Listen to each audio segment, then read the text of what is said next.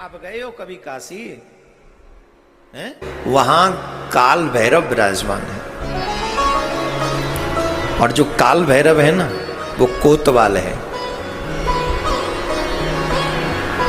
पूरे नगरी के कोतवाल हैं काल भैरव। जैसे पूरे ब्रह्मांड के कर्मों के लेखे जोखे को लिखे, जो भी कर्मों का लेखा जोखा है पूरा, उसका पूरा ध्यान कौन रखते हैं मालूम? नहीं, चित्रगुप्त। कौन रखते हैं? चित्रगुप्त। तो काशी में चित्रगुप्त नहीं करते हैं लेखा जोखा।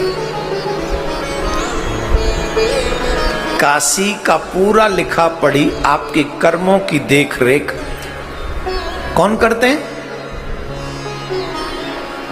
काल भैरव।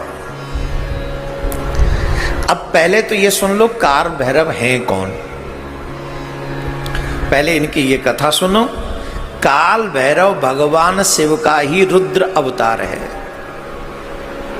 ये अवतार कब लिया भगवान ने? आपको याद होगा, हमने एक दिन आपको कथा सुनाई थी कि ब्रह्मा जी कह रहे मैं बड़ा, और नारायण कह रहे मैं बड़ा। तब भगवान शिव प्रकट हुए, प्रथम शिवलिंग वहां प्रकट हुआ। ये कथा सुनाई थी आपको। उसी बीच में जब वेदों से ये पूछा गया कि भाई आप ये बताओ कि बड़े हैं कि शंकर जो है क्या नाम है नारायण बड़े हैं, तो वेदों ने कहा कि उन्होंने दोनों से कहा कि नहीं कोई और है। तो ब्रह्मा जी ने वेदों की बात नहीं मानी, तो लड़ पड़े। एक मुख ने ब्रह्मा जी के, एक मुख ने शिव जी की निंदा की। फिर भगवान शिव भी आ गए, तब भी बात नहीं मानी। तो फिर भगवान के अंश से अवतार प्रकट हुआ काल भैरव का। उनका रंग कैसा है? बोले काले गोलतार से भी भयंकर काला, नेत्रों से अग्नि बरसती हुई। सूर्य भी उनके तेज को बर्दाश्त नहीं कर सकता, ऐसा है काल भैरव। हाथ में दंड है, हाथ में दंड है। उनके उस तेज को सूर्य भी नहीं बढ़ता। हम और आप सूर्य को देख नहीं पाते है ना। सुबह सुबह ही जब निकले आए तो आप आंख सुबह सुबह ही आप देखने की कोशिश करो, आप नहीं देख पाओगे, आंखें अपने आप बंद होने लग जाती हैं। तो सूर्य का तेज कितना है, वो सूर्य भी काल भैरव को नहीं देख पाते, इतना तेज है, आंखों से अंगारे जैसे बरसते हैं। अब पता है क्या किया? काल भैरव प्रकट हुए भगवान के अंग से ही, और अपनी इस अंगुली की, कनिष्ठ की उंगली के नाखून से ब्रह्मा जी का 5वां सर, नाखून से। शक्ति और पावर के विषय में सोचो, ब्रह्मा जी का, हम जैसे तुम जैसों का नहीं। जो लोग कहते थे I don't believe in God, मुझे तो उन पे हंसी आती है।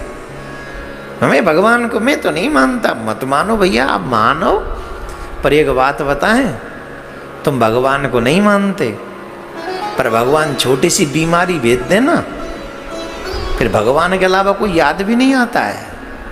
नौकरी छूट जाए तो भगवान ही याद आते हैं, बिजनेस ठप्प हो जाए तो भगवान ही याद आते हैं, जब घर वाले चार डंडा मार के घर से निकाल दें तो सिर्फ भगवान ही याद आते हैं। अभी तो भगवान ने सब दे रखा है, और जब तक दे रखा है तब तक फूली फूली मिल रही है ना अभी, तो अभी क्यों मानोगे भगवान को? और जब भगवान कर देंगे सूदो, अपने आप भगवान याद आएगा। पर वाह कितने दयालु हैं ठाकुर जी, इस पे भी कितनी दया करते हैं। अरे तू नहीं मानता कोई बात नहीं, तेरी मर्जी, पर मेरा काम है, मैं तेरा कल्याण करूंगा। राधे राधे बोल। कनिष्ठ की उंगली के नाखून से ब्रह्मा जी का 5वां मुख जो है वो काट दिया। अब देखो ताकत कितनी है, सिर्फ नाखून से। अब कोई बात नहीं, नाखून से काट दिया। हुआ क्या कि अब वो ब्रह्मा जी का सर इन्हीं के हाथ से ही लिपट गया। अब हाथ से छूट नहीं रहा है। ब्रह्मा कौन है? ब्राह्मण। लग गई ब्रह्म हत्या। कौन सी? ब्रह्म हत्या।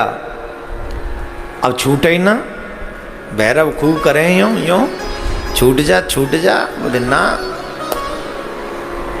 अब शिव जी के आगे भैरव बाबा खड़े हो गए, बोले प्रभु अब मैं क्या करूं, ये छूटे नहीं, इसको लेके डोलूं? बोले तीर्थ करो। हत्याओं का प्रायश्चित क्या है? आपने अभी हम कल आपको, कल या जब भी प्रसंग आ जाए कल ही सुनाएंगे संभवतः, गौ हत्या का प्रायश्चित क्या है।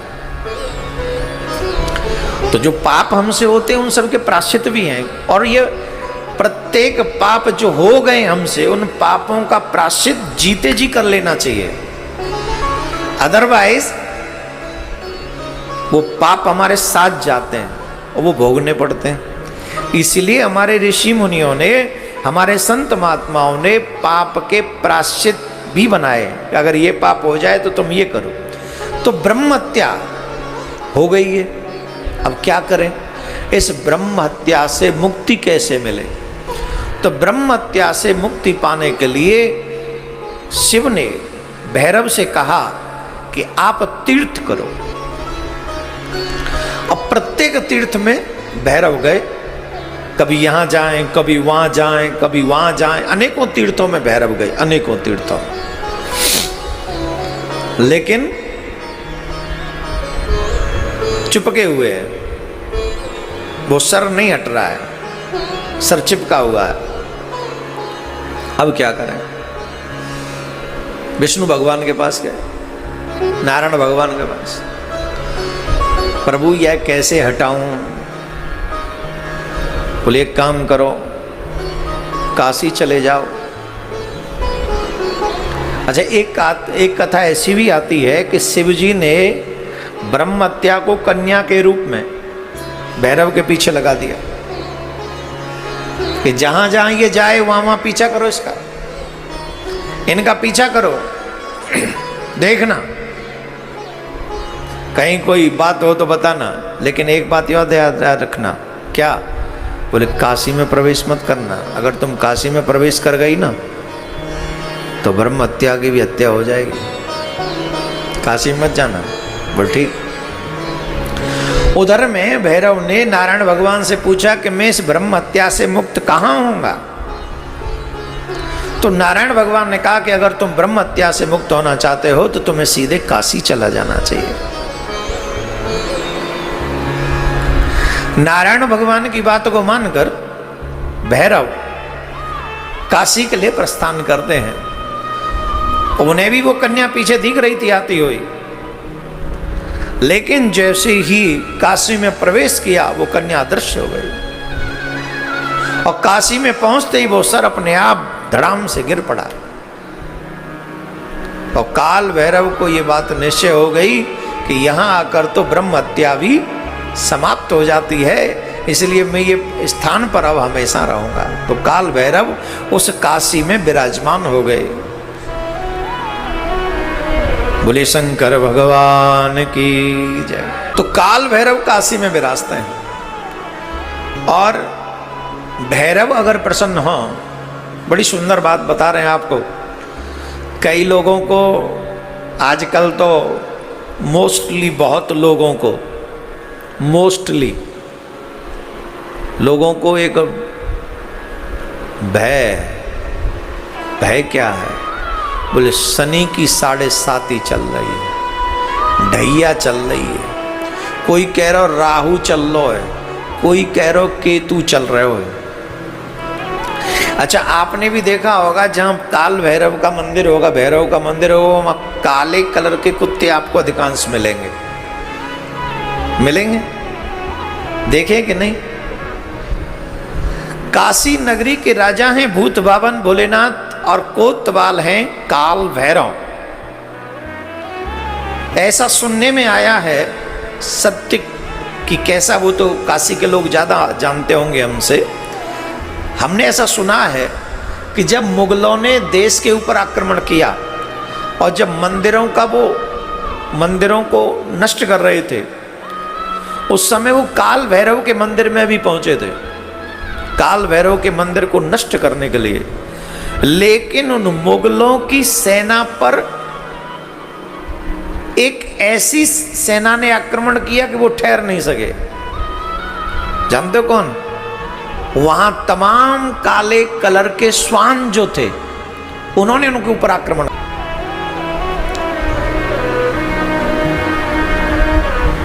भैरव को प्रसन्न करने के लिए, भैरव को तमाम सिद्धियां प्राप्त है, भगवान ने दी हैं, भूत बाबन ने दी है, तंत्र विद्या में बहुत अग्रसर हैं। जो तंत्र को मानते उन्हें पता होगा कि भैरव की क्या जगह है, क्या स्थान है। इसीलिए हम थोड़ा सा आज ब्लैक पहन के आए कि हम भैरव की कथा सुनाएंगे, थोड़ा हम भी ब्लैक पहन लें। जैसे है तो वो भी शिव ही तो हैं, अलग नहीं है, शिव के अवतार हैं। और काला कलर इन दोनों को बहुत प्रिय है, बाबा भोलेनाथ को भी प्रिय है और हमारे कन्हैया को भी प्रिय है। काली कमली वाला मेरा यार है, मेरे मन का मोहन वो दिलदार है। लेकिन हम पीला भी डाल के आए हैं, इसलिए आज बृहस्पतिवार है ना, गुरुवार है। तो आज हम आपको शनि का एक अचूक उपाय बताते हैं, शनि को शांत करने का, राहु को शांत करने का, केतु को शांत करने का बताते हैं। आपके शनि, राहु, केतु, ये तीनों ही ग्रह थोड़ी सी, इनको शांत कैसे किया जाए, उपाय है। जिनके शनि की 7.5 चल रही हो और वो चाहते हैं कि शनि हमारा ठीक हो जाए, तो उनको चाहिए कि रोटी में तेल लगाकर, घी नहीं, रोटी में तेल लगाकर काले कुत्ते को खिलाएं शनिवार के दिन। वो काले कलर का मिल जाए तो बहुत अच्छी बात है। काले कलर के कुत्ते को शनिवार के दिन रोटी खिलाएं और ऐसे 5-7 शनिवार करें, तो उससे जो शनि का प्रकोप है आपके ऊपर नहीं होगा। राहु केतु को भी शांत करने के लिए कुत्ते को, काले कलर के कुत्ते को हो सके तो मीठी पूड़ी खिलाएं। वहां तेल लगी हुई रोटी शनि को ठीक करने के लिए, राहु केतु को ये मीठी पूड़ी खिलाएं, उससे राहु केतु शांत होंगे। एक और बात बता दें, जो हमारे यहाँ और कई बातें दिमाग में घूम रही हैं इस समय, मैं सोच रहा हूँ क्या क्या बोलूँ, क्या क्या बोलूँ। बोलने के लिए तो बहुत कुछ है ना, ये शनि राहु केतु ही चल रहे हैं अभी, तो उसी पे बोलना है।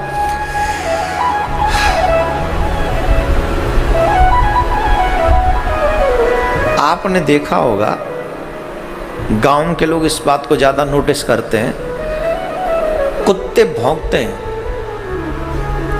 लेकिन जब गांव में कोई मरने वाला हो तो भौंकते नहीं, रोते हैं।